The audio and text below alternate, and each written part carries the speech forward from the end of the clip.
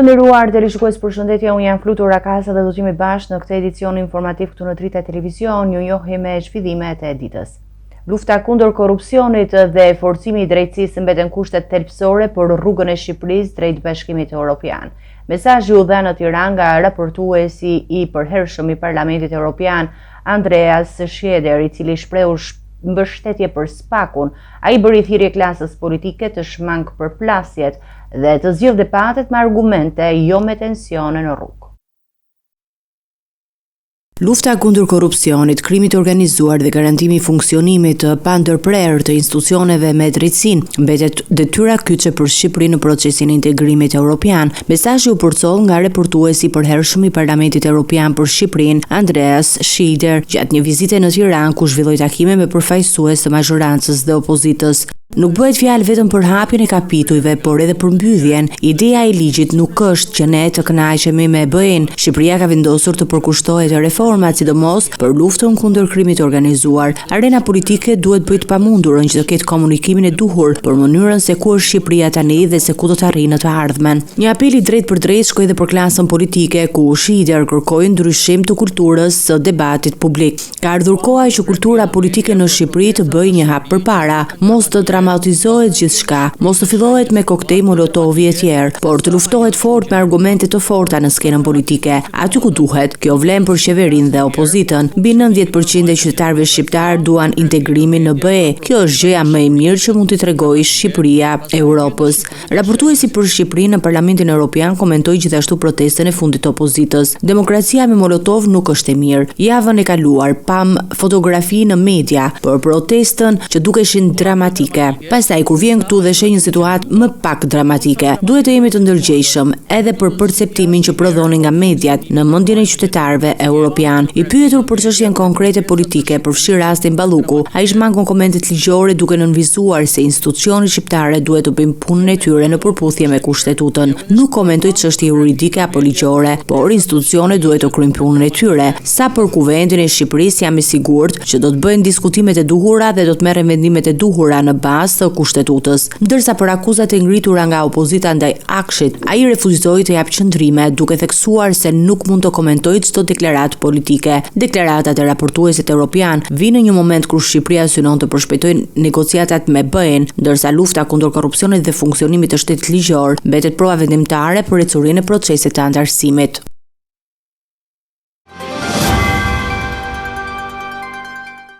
Opozita ka vendosur të organizojë një protest me 10 shkurt kundër qeverisë dhe kryeministrit Edi Rama. Vendimi u mor pas një takimi me përfaqësues të partive aleate dhe themeluesin e forumit për dialog politik, Ermal Hasimja.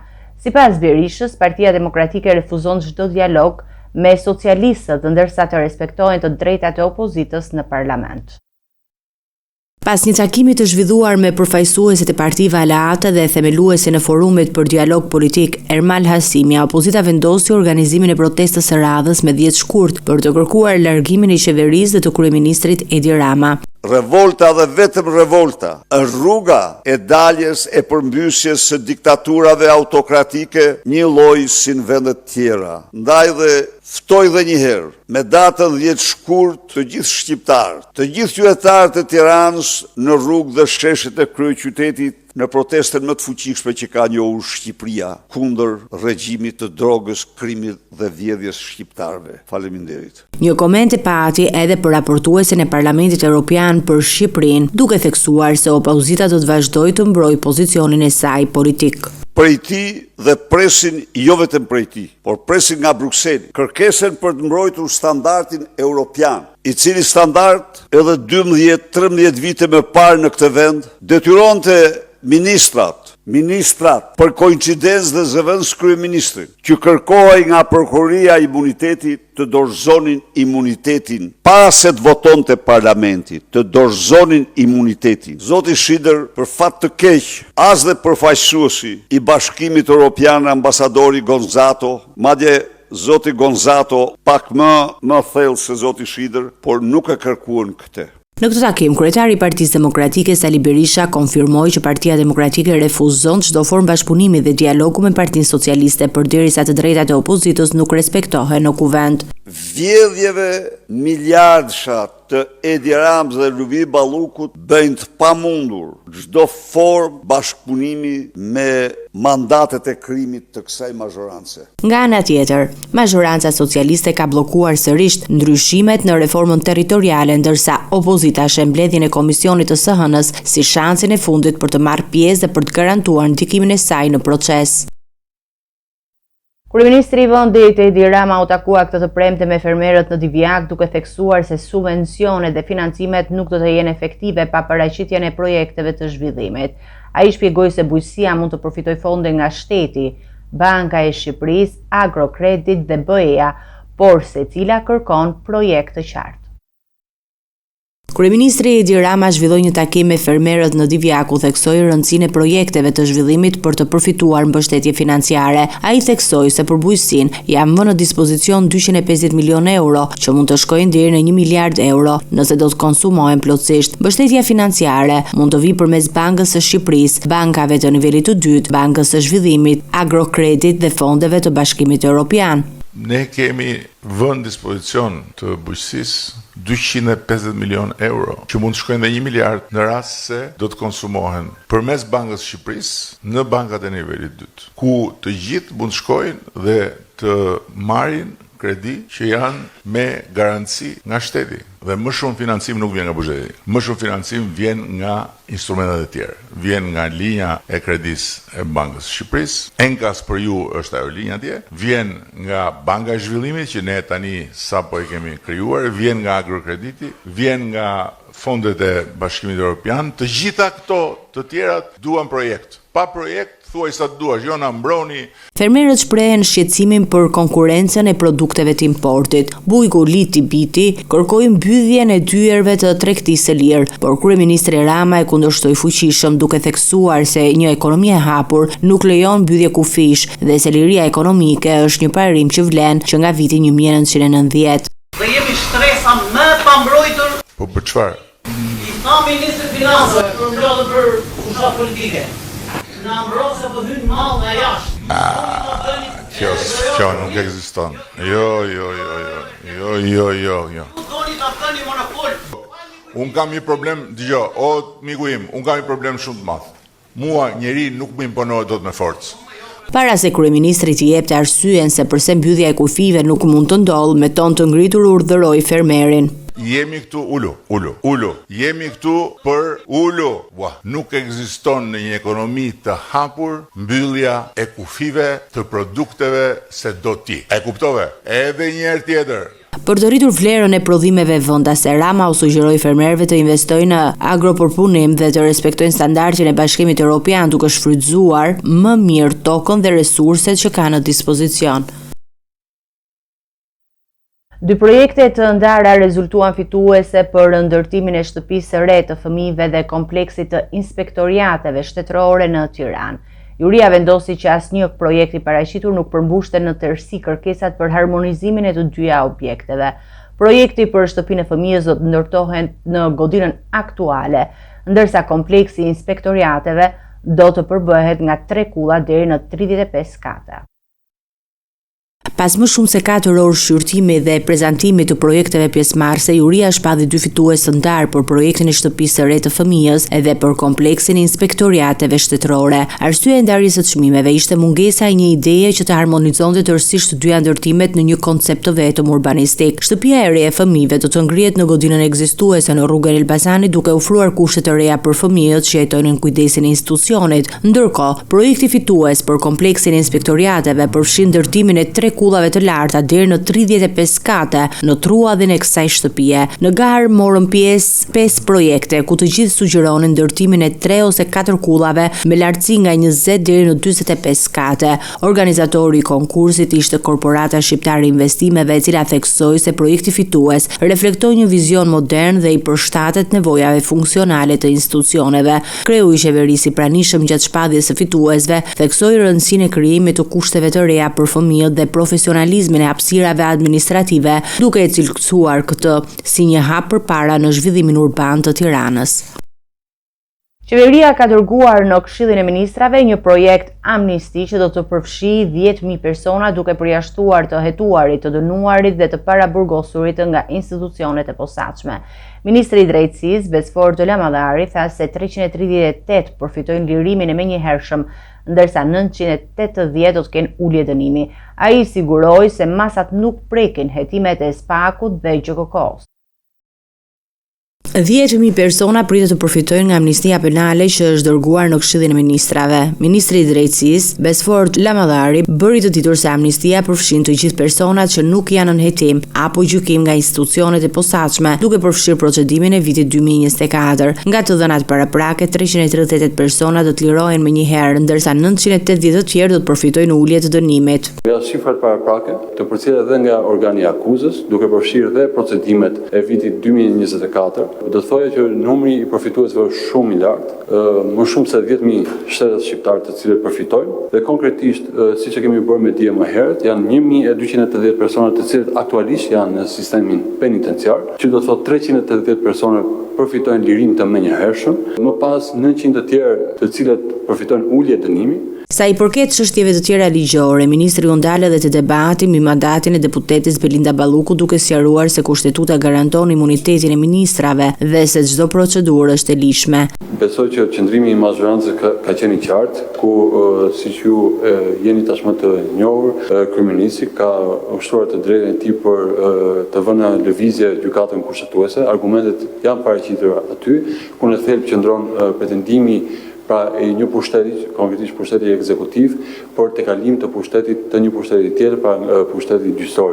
Dhe këtu sigurisht kemi të bëjmë edhe me pushtetin legislativ, i cili konfirmon mandatin e ministrave, përfshi dhe mua, dhe nga ana tjetër dhe kushtetuta përcakton qartë që ministrat gëzojnë imunitetin e deputetëve. Për reformën e shpifjes, Lamadari tha se kjo nuk është një direktive BE-s dhe nuk ndikon në integrimin evropian të Shqipërisë. Dhe konkretisht shumica dërmuese e vendeve anëtare të Bashkimit Evropian nuk e kanë të dekriminalizuar shpifjen, përkundrazi është vepër penale dhe për shumë prej tyre dënohet me burgim. Shumë pak vende në fakt e kanë dekriminalizuar dhe kjo ka ndodhur vetëm vitet e fundit. Megjithatë ne jemi të përkushtuar për të çuar më tej reforma të tilla që kanë bërë pikërisht me shtërjen së drejtës dhe me përdorimin e çdo mase alternative.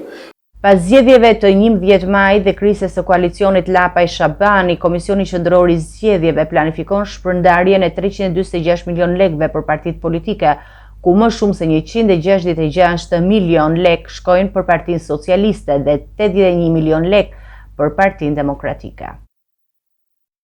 Pas përplasjeve për emrin që do të përfaqësonte në kuvent koalicioni mes Adriatik Lapaj dhe Endri Shabanit u shkëpu duke lënë drejtimin e koalicionit në dorë të Partisë Shqipëria Bëhet. Komisioni Qendror i Zgjedhjeve ka parashikuar shpërndarjen e rreth 346 milion lekëve për partitë politike në bazë të 3 faktorëve: numri i deputetëve të fituar, përqindja e votave dhe 20% të totalit të ndahet në mënyrë të barabartë mes partive që kanë marrë më shumë se 10.000 vota. Partia udhëheqëse e koalicionit Shqipëria Bëhet pritet të marrë më shumë se 7 milion lekë, duke përfituar pjesën më të madhe nga fondet e koalicionit dhe nga shpërndarja e përqindjes së votave. Deputetja Ana Dajko kontribuoi për të siguruar përfaqësimin në kuvent, ndërkohë Nisma Thurje përfiton vetëm nga 20% e fondeve që ndahen baraz mes partive politike, rreth 4 milion lekë në total, pasi nuk ka përfaqësim të veçantë në parlament. Kjo situatë reflekton ndryshimet pas krisës së koalicionit dhe rëndësisë që ka partia udhëheqëse në shpërndarjen e fondeve elektorale.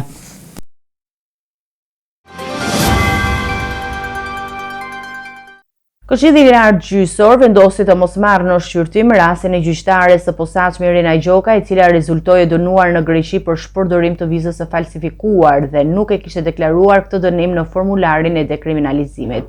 Sipas KLG-s, papajtueshmëria e pretenduar ka lindur pas emërimit të saj dhe për këtë kompetencë ka Inspektoriati i Lartë i Drejtësisë. Këshilli i lartë gjyqësor vendosi të mos marrë në shqyrtim relacionin e Këshillit të Karrierës mbi vlefshmërinë e mandatit të gjyqtares së posaçme Irena Gjoka. Hetimet e prokurorisë së përgjithshme kanë treguar se Gjoka është dënuar në Greqi me 3 muaj burg dhe gjop prej 1.500 eurosh për përdorim të vizës së falsifikuar, ndërsa informacioni nuk ishte deklaruar në formularin e dekriminalizimit. Relatori dhe antari i KLG-s Ridvan Hado sqaroi se Këshilli ka kompetencë për të shqyrtuar vetëm rastet kur papajtueshmëria e gjyqtarit lind para emërimit në detyrë. Në rastin e zonjës Gjoka, papajtueshmëria e pretenduar ka lindur pas emërimit të saj në GJKO, prandaj është kompetencë e Inspektoriatit të Lartë të Drejtësisë që ta shqyrtojë çështjen. Kërkesa për shqyrtimin në KLG u depozitua nga Prokuroria e Përgjithshme, e cila pas një verifikimi të thedhuar konstatoi dënimin e gjyqtares në Greqi. Ndërkohë, SPAK ka nisur një hetim të veçantë për falsifikim të formularit të dekriminalizimit, duke hetuar fshehjen e dënimit në dokumentacionin zyrtar. Ekspertët ligjor vlerësojnë se ky vendim i KLG-s tregon qartë ndarjen e kompetencave mes institucioneve të drejtësisë dhe rëndësinë e rolit të Inspektoriatit të Lartë të Drejtësisë për mbikëqyrjen e gjyqtares pas emërimit. Vendimi gjithashtu nënvizon rëndësinë e transparencës së procesit të dekriminalizimit, një element kyç në reformat e drejtësisë dhe integrimin e Shqipërisë në Bashkimin Evropian. Me urdhër të SPAK, forcat e policisë dhe agjentët e BKH-s ushtruan kontrolle në kompanitë farmaceutike Evita, të lidhur me biznesmenin Klodian Allabei. Kontrolli është ende në vijim dhe udhëhiqet nga prokuroria e posaçme Dorina Bejko në kuadër të hetimeve për koncesionet në shëndetësi. Policia dhe agjentët e BKH-s kanë zbartuar këtë të premte në kompaninë farmaceutike Evita, e vendosur në zonën e Laknasit, ku kryen kontrolle të detajuara të urdhëruara nga prokuroria e SPAK, Dorina Bejko. Aksioni është pjesë e hetimeve që lidhen me koncesionet në shëndetësi dhe përfshin verifikimin e dokumenteve, kontratave dhe çdo akti financiar të kompanisë që mund të lidhet me këto procedura. Burimet nga SPAK bëjnë me dije se kontrollet janë të fokusuara edhe në sanksionet dhe lidhjet financiare të biznesmenit Klodian Allabeu, i cili është i njohur për aktivitetin e tij në sektorin farmaceutik. Njëkohësisht me urdhër të së njëjtës prokurore, forcat e policisë kanë ushtruar kontrolle edhe në një firmë tjetër në zonën e ish-bllokut, në një banesë private në zonën e Selitës, të gjitha në Tiranë. Hetimet e SPAK synojnë të vlerësojnë nëse ka pasur shkelje ligjore apo abuzim me fondet publike të shëndetësisë nëpërmjet koncesioneve dhe kontratave të ndryshme farmaceutike. Aksioni i sotëm tregon angazhimin e strukturave të drejtësisë për transparencë dhe kontroll mbi sektorin e shëndetësisë.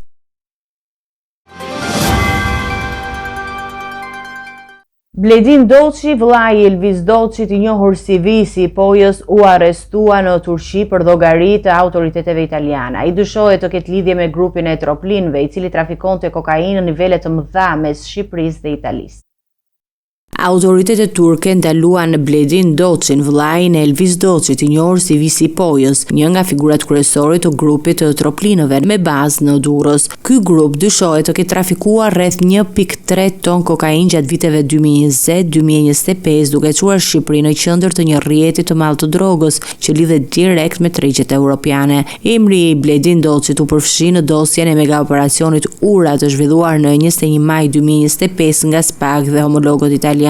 Operacioni kishte për synim goditjen e një prej grupeve më të mëdha të trafikut ndërkombëtar të drogës nga Amerika e Jugut drejt Evropës, me degëzime në Itali dhe bazë në Shqipëri. Visi Pojës, vllai të cilit u arrestua, ishte një nga drejtuesit kryesor të grupit. Ai së bashku me Denis Miftiun dhe Erion Kapitanin koordinonin aktivitetet e trafikut dhe jepte urdhra përmes komunikimeve të enkriptuara, duke bërë grupin një nga më të organizuarit dhe më të rrezikshmit në Ballkan. Arrestimi i Bledin Doçit tregon bashkëpunim të ngushtë mes autoriteteve të drejtësisë shqiptare, turke dhe italiane për goditjen e krimit të organizuar dhe trafikun ndërkombëtar të drogës, duke synuar dobësimin e strukturave të këtij grupi dhe konfiskimin e aktiviteteve kriminale që lidhen me të. Gjykata e Lezhës vendosi arrest me burg për të dyshuar për laboratorin e drogës, ndërsa një punonjës i OSHE-s u la në mas sigurie arrest shtëpie. Laboratori u gjet në një kat të dytë në një ndërtesë 4 katëshe përgjatë aksit Lezhë-Milot dhe u sekuestruan drogë, armë dhe pajisje të kultivimit të kanabis.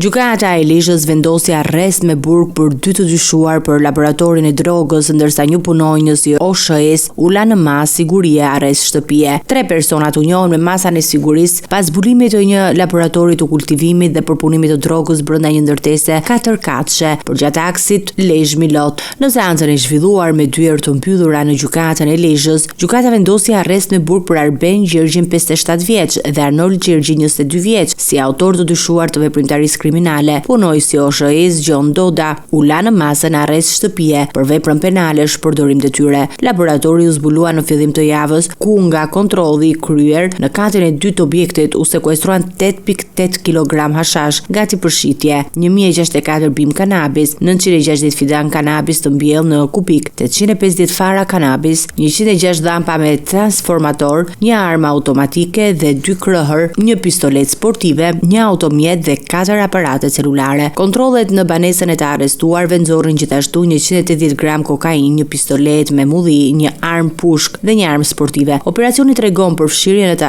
arrestuarve në një rrjet organizuar të prodhimit të trafikimit të drogës, ndërsa hetimet e mëtejshme do sqarojnë të gjitha rolet dhe lidhjet e mundshme të tyre.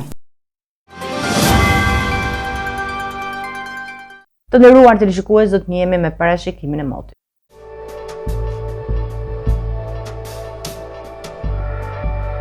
Territori shqiptar për datën 31 janar 2026 do të jetë në ndikimin e masave ajrore relativisht të paqëndrueshme, duke sjellë mot me vranësira të shpeshta dhe intervale të shkurtra kthjellimesh në disa zona. Paraditja do të jetë kryesisht me vranësira në pjesën më të madhe të territorit, ndërsa pasditja sjell përmirësim të lehtë të kushteve atmosferike në zonat lindore dhe juglindore.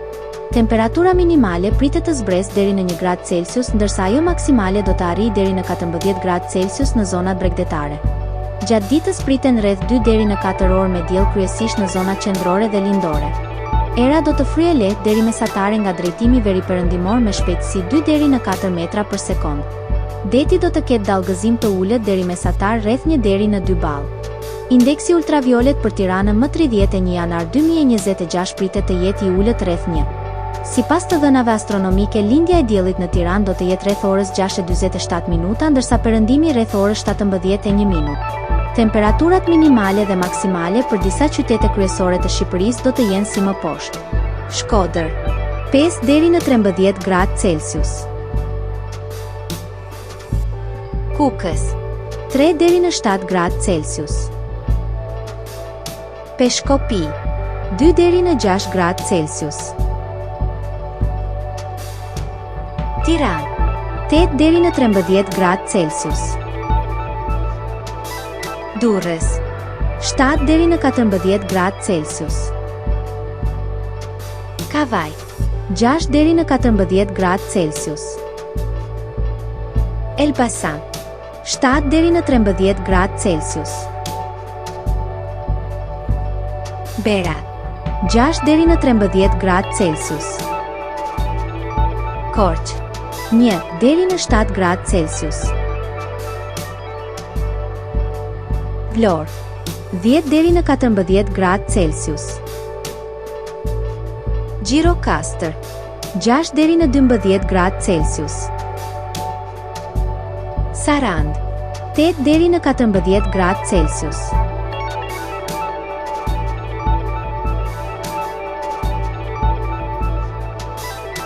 Territori i Kosovës për datën 31 janar 2026 do të jetë në ndikimin e masave ajrore të ftohta, duke sjellë mot kryesisht me vranësira dhe rreshje të dobëta shiu në disa zona. Paraditja do të jetë me vranësira të shpeshta, ndërsa pasditja sjell përmirësim të lehtë të kushteve atmosferike. Temperatura minimale pritet të zbresë deri në -1 gradë Celsius, ndërsa ajo maksimale do të arrijë deri në 7 gradë Celsius. Era do të fryejë lehtë nga drejtimi verior me shpejtësi 2 deri në 3 metra për sekond. Indeksi ultraviolet për Prishtinën më 31 janar 2026 pritet të jetë i ulët rreth 1. Sipas të dhënave astronomike, lindja e diellit në Prishtinë do të jetë rreth orës 6:45 minuta, ndërsa perëndimi rreth orës 16:50 minuta. Temperaturat minimale dhe maksimale për disa qytete kryesore të Kosovës do të jenë si më poshtë. Mitrovica, 2 deri në 7 gradë Celsius. Podujev, 1 deri në 6 gradë Celsius. Skënderaj, 1 deri në 6 gradë Celsius. Pej, 0 deri në 5 gradë Celsius. Prishtinë 2 deri në 7 gradë Celsius. Gjakov 2 deri në 8 gradë Celsius. Malishev 1 deri në 6 gradë Celsius. Gjilan 1 deri në 7 gradë Celsius. Ferizaj 0 deri në 7 gradë Celsius. Kaçanik 1 deri në 7 gradë Celsius. Suharek 0 deri në 6 gradë Celsius. Prizren -1 deri në 7 gradë Celsius. Ishte gjithçka e përgatitur në këtë edicion informativ. Për më shumë zhvillime, klikoni në faqen tonë zyrtare drita.tv. Mund të na ndiqni edhe në rrjetet sociale, Facebook, Instagram, YouTube, TikTok, ku jemi me përditësime në çdo kohë. Vazhdoni të qëndroni në shoqërinë e televizionit Drita. Bashkë miru takofshim në edicionin e ardhshëm.